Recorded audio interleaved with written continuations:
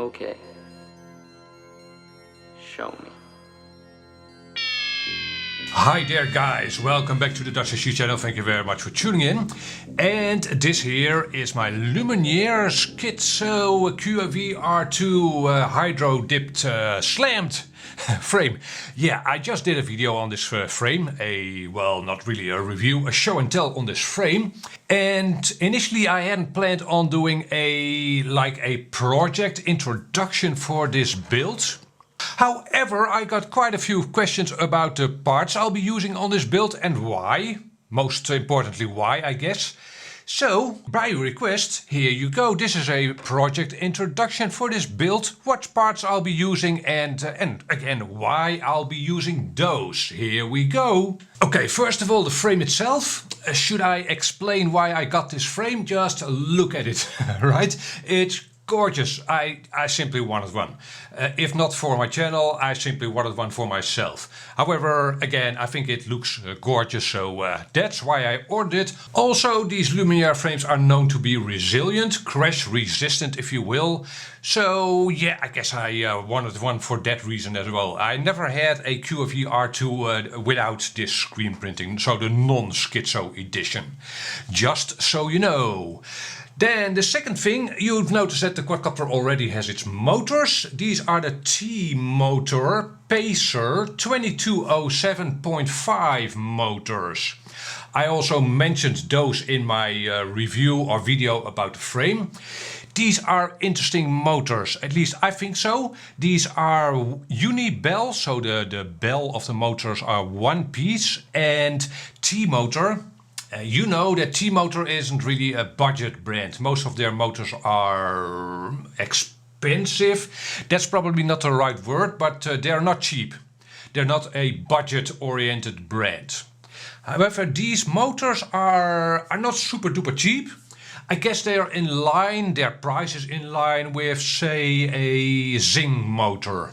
Yeah, approximately $20. So yeah, therefore I wanted to try these. These should be, if they perform well, popular motors. And they look very nice, partly because it's a Unibell motor. And this is not a review in itself, this video obviously. I haven't run them at all yet. I will, and then I'll come back to you with a review on these motors. Again, if these perform well, they should be very popular, in my humble opinion. They also, by the way, feel super duper smooth, but that doesn't really mean all that much. Okay, that's the motors. Then we need a stack, right?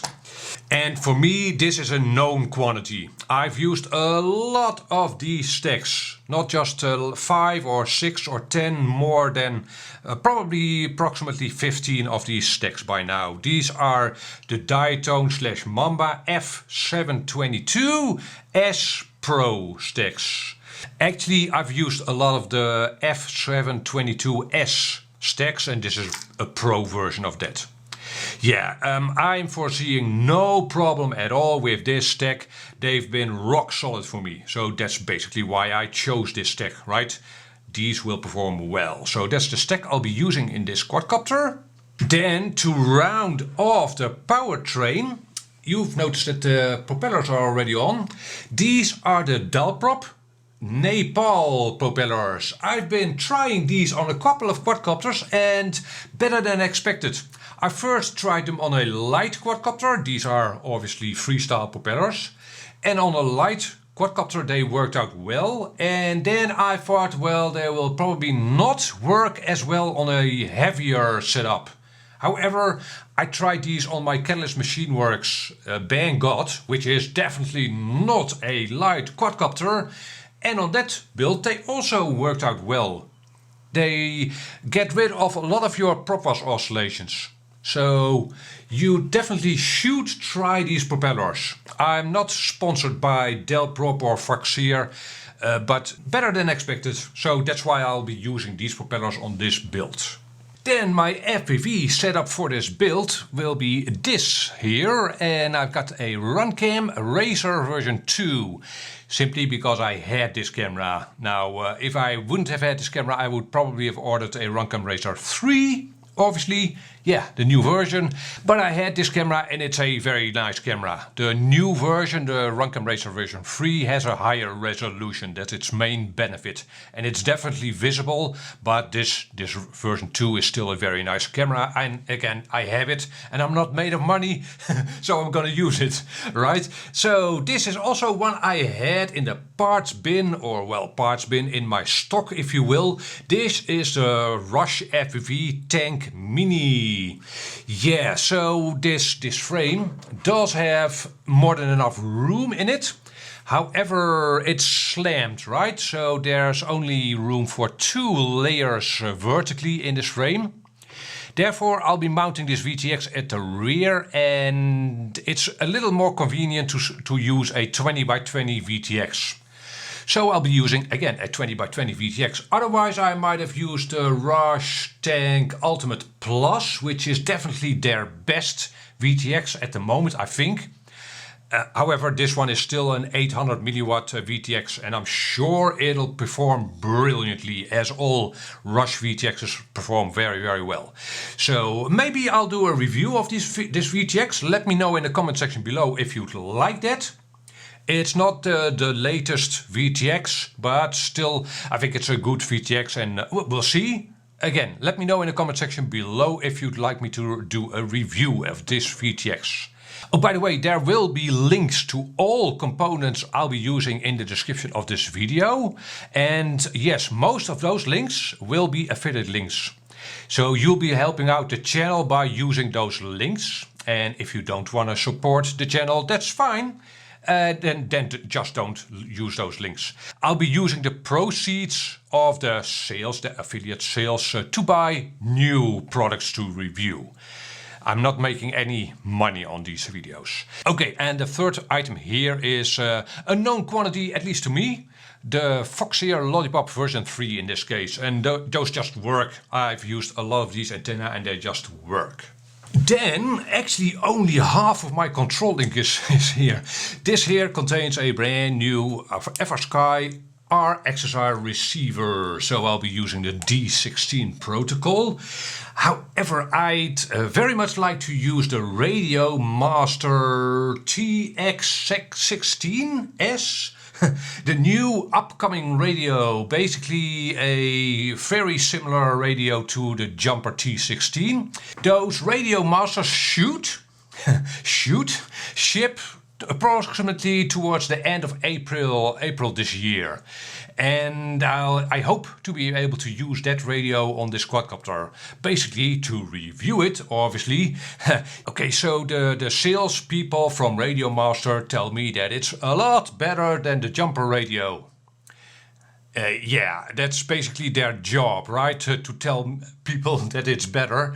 But, well, who knows? I hope it will be better. I hope it will feel a little bit more substantial than the Jumper T16.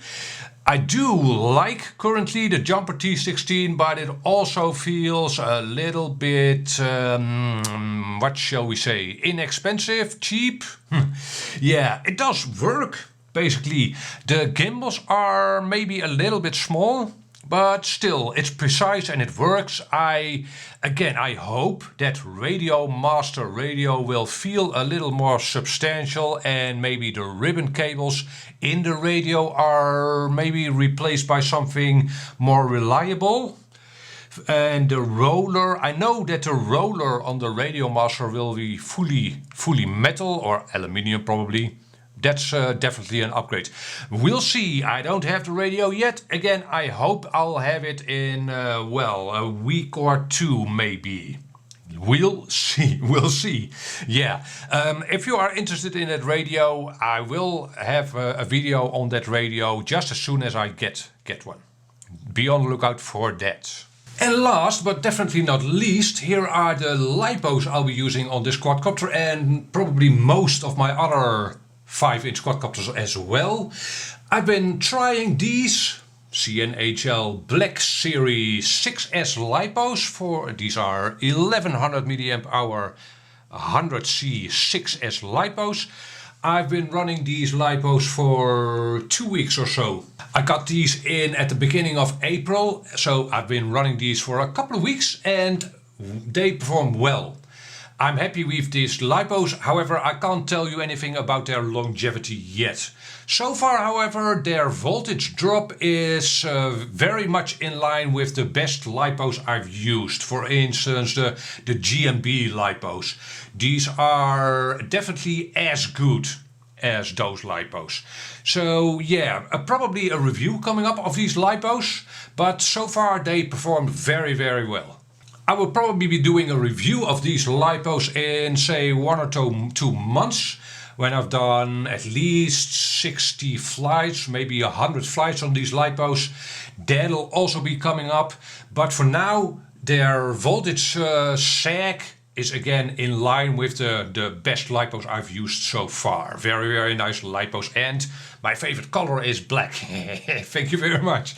So guys, that was a quick overview of the parts I'll be using for this build. And again, there are a couple of items in this build that I'll be reviewing in the coming months. Those motors, the CNHL Lipos, and that Rush Mini VTX. That'll be coming up. If you are left with questions about this build or anything else for that matter, hit me up a comment down below. Again, all links in the description of this video. You will be helping out the channel by using those. Thank you very much for that. Catch you on the next video. Bye bye.